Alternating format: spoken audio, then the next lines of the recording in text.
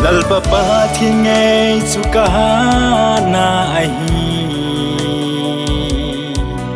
kalunggil hilalpa chun kipak amigin keng chu veng in umpi zing intin maleh nuinate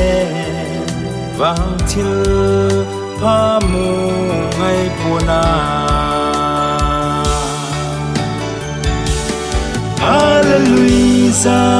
ka kipak ngei lalpa mite mu inka insum uladom sa mitin intil phamu kanom set ui maleh lalpa nang piak lovin ko man mudiak pona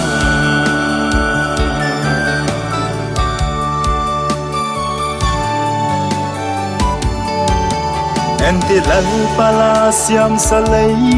mite nang panglo in leisiat kipakna hawl maleh bangkim neitu nang phallo in mudiak pona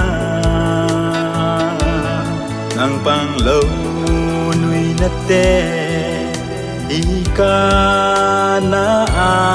changkit thei Hallelujah ka kipak ngei lalpa mite mu inka insum uladom sa mitin intil phamu kanom set ui maleh lalpa nang piak lovin ko man mudiak pona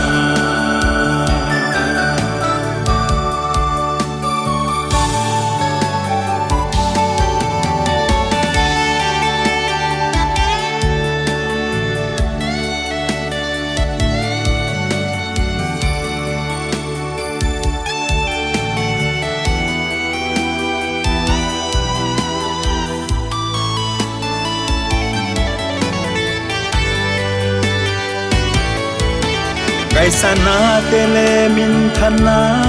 te hohi khoilam kipat ki pansek ahidya leilewan atukyan tu chu pathian hi ziagin ken kat adong sang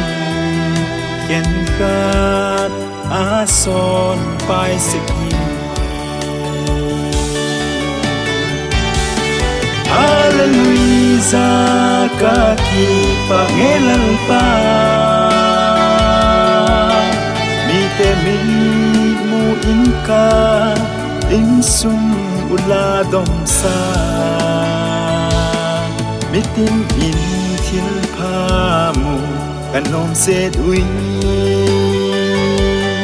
maleh lalpa nang piak lovin ko